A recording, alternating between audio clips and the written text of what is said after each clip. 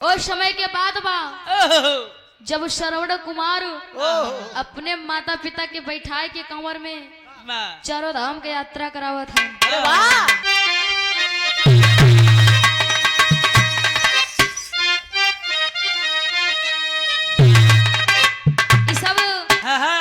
अभी धरियोश कुछ होए ना तो जान ले एकदम बेकार बा। कभी जी हमारे बैठा कहन दूसर लोग गीत गाए हम कहना बिल्कुल नहीं, इधर से गाए इधर से जवाब दे बहुत जरूरी है। अरे सरवण कावर लिए बनाई, अरे सरवण कावर लिए बनाई तो अंधी अंधा के बैठाई दिहल सगरो दाम कराई चाही ऐसा लाला ना दिहल सगरो दाम कराई।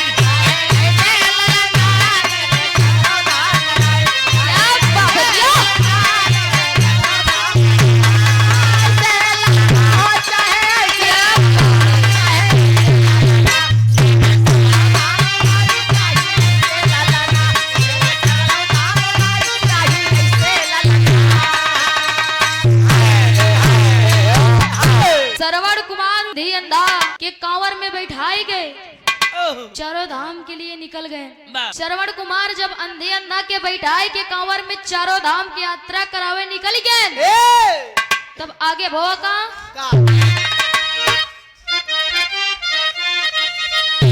अरे मनवा धरत नाई बाधी,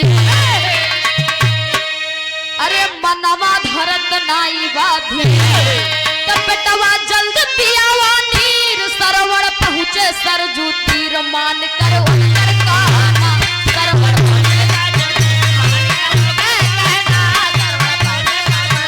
क्या बात है जिया।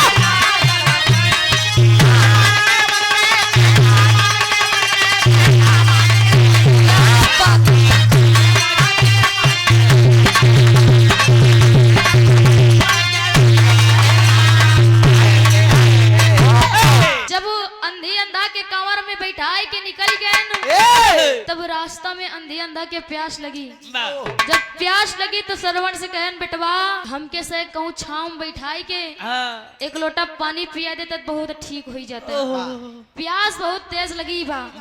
तब सरवण करा थे का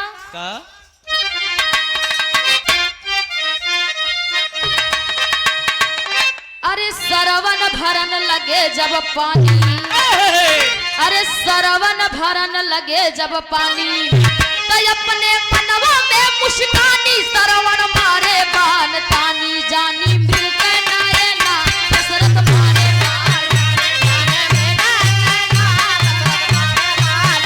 क्या बात है।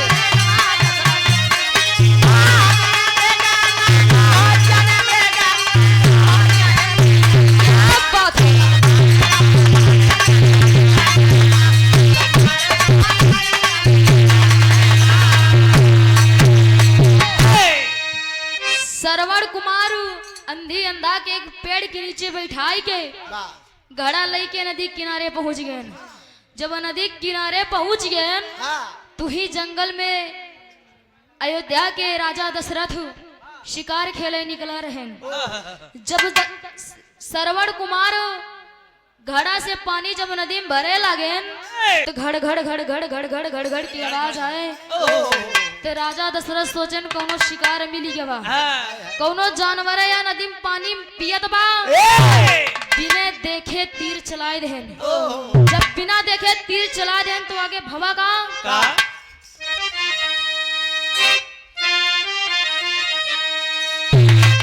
अरे निकलल राम नाम कैलाश, अरे निकलल राम नाम कैलाश तो दशरथ पहुँचे खड़े निराश माने गलती बड़ी भखास मन के उनकर कहाना क्या बात है।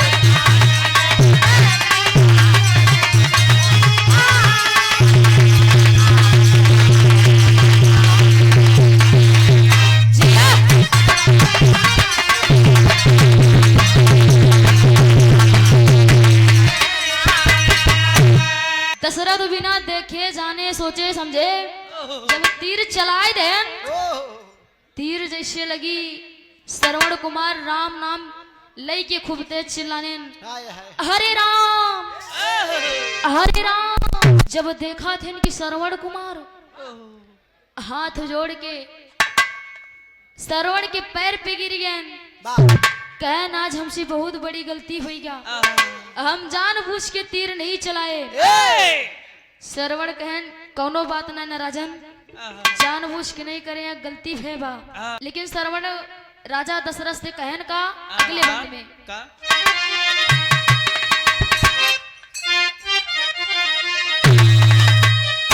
अरे हन के बान हमें तू मारी, अरे हन के बान हमें तू मारी, तय अपने मन में ना बिचारी, प्यासे मरे बाप महतारी जय के है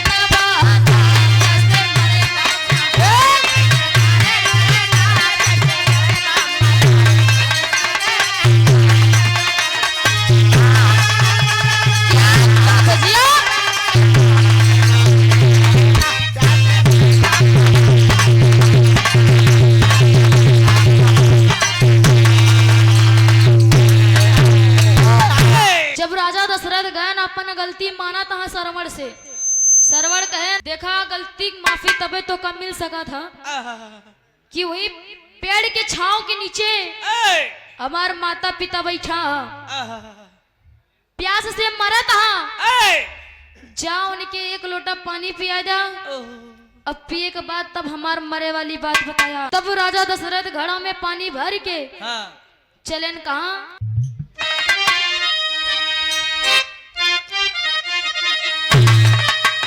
अरे दशरथ पानी लेके आए, अरे दशरथ पानी लेके आए, तयंदी अंधा तब घोराए, अपने मरने बात बताए, जावन बाटे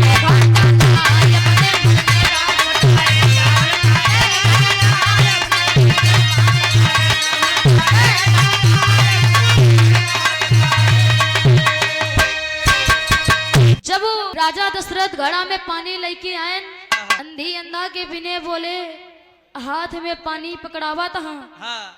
तो अंधी अंधा उनकर पहले हाथ टच करे, हाथ इनसे पहचान गए कि हमारे श्रवण न बहन बुलावा था कि बेटा ए बेटा श्रवण। लेकिन जब श्रवण हो तब न बोले, राजा के आंख से झरझर आंसू गिरत बा, लेकिन कुछ बोल नहीं पावा था। जब अंधी अंदर डांट करके पूछने लगे कि तुम कौन हो, तुम मेरे श्रवण नहीं, मैं अपने बेटे को अच्छी तरीके से पहचानता हूँ, बोलो तुम कौन हो। तब राजा दशरथ रोवे लगन, गोड़ पकड़ के सारी बात बतावा लगन कि ये प्रभु श्रवण नदी किनारे पानी भरते हम शिकार खेले जा रहे, हम जान नहीं पाए, हम सोचे कोनो शिकार है कोनो जानवर है, गलती से तीर चला दी। लेकिन जब इतनी बात सुने कि हमारे श्रवण के तीर लग गवा बा, तब अंधी अंधा करत है का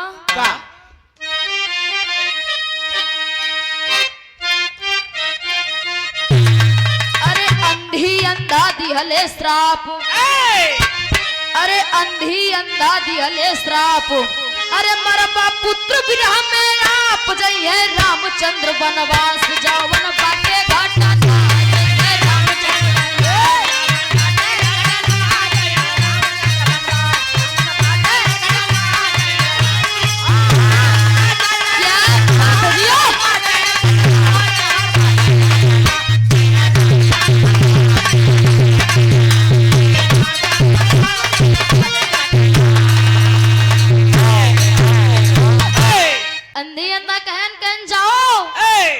तुम्हें श्राप देता हूँ, जैसे पुत्र की वियोग में हम तड़प के मर रहे हैं, वैसे तुम भी एक दिन मरोगे, तुम्हारा बेटा भी वनवास जाएगा।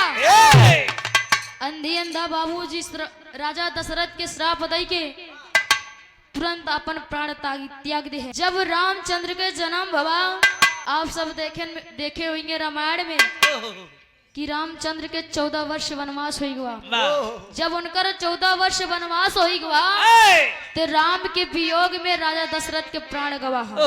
लेकिन लास्ट बंद में कहना बा